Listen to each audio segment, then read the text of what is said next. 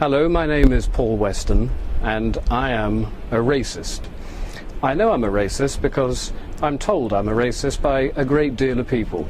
The hard left think I'm a racist, the Labour Party thinks I'm a racist, Conservatives think I'm a racist, Liberal Democrats think I'm a racist, the BBC thinks I'm a racist, so I must therefore be a racist. Why am I a racist? It's very simple. I wish to preserve the culture of my country. I wish to preserve the people of my country. And in doing so, that makes me a designated racist in today's society. Now, this is something that's been moved by the left. The goalposts have been moved by the left a considerable distance on this. In order to be termed a racist 30 or 40 years ago, you had to actively dislike foreign people. Now, I don't dislike foreign people. What I do like, what I love, is my country, my culture, and my people. And I see that under a terrible threat at the moment. Britain is a very small country that's opened its doors to the mass immigrants of the third world, and we are simply being overwhelmed. Our schools can't cope, our hospitals can't cope.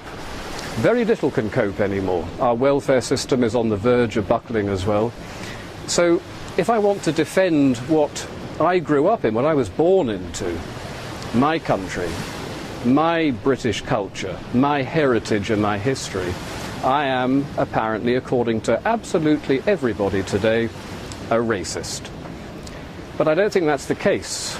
Not the case that I'm not actually a racist. I'm going to admit that full out right now, because clearly I am. I've been told by so many people I am, it simply must be true. I'm probably also an Islamophobe. A phobia is an irrational fear of something. Now, I don't have an irrational fear of Islam. I look around the world today at Syria at the moment, where almost 100,000 people have been killed in the last 2 years, where Shia Muslims are slaughtering Sunni Muslims and vice versa. I look at places like Indonesia and Egypt and China and the Philippines. Everywhere you look, you see problems with Islam. And they're violent. They are, dare I say it, to really reinforce my racist credentials, a thoroughly savage political and religious ideology.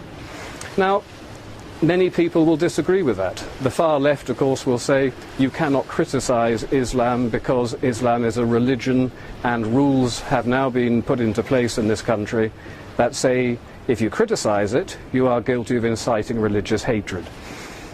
But Islam is not just a religion. Islam is a political ideology as well, and we need to call it out on the fact that it is also political. It is a culture that is both political and religious.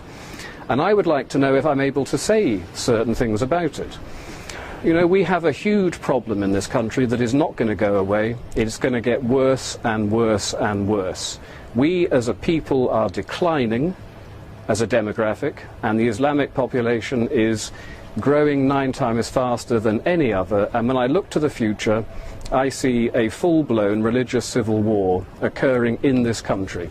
The unthinkable things that are going on in somewhere like Syria today will happen in this country before 2040, certainly before 2050. And I don't want Britain to turn into a country like that. So I'm going to denounce Islam as a backward, savage political and religious ideology. And to hell with what anybody thinks about that. Because if we don't do something about it, we are going to be involved in something that most people can barely even begin to imagine in Britain. So we need to denounce it for what it is. And we need to start mounting some sort of defence against this. But the trouble with mounting a defence against it is that you get hit with the racist accusation. I'm not a racist, but. Well, here's the thing. I am a racist. If I want to avoid a civil war happening in my country, I am prepared to accept being called a racist. And you should be prepared to accept being called a racist as well. Let's all just say, yes, we're dreadful, dreadful racists, and let's start denouncing an ideology that is the most primitive, backward, savage ideology that we've willfully imported into this country. by the left, by people like Tony Blair, who did it deliberately in order to undermine our culture, our people, our country, my country. They did it deliberately. And then they said, you're not allowed to actually argue with us about this. Well, I'm arguing with you about this, Mr. Blair, and I'll tell you something. You denounced, you repealed the treason law shortly after you came into power. I think you committed treason, Mr. Blair.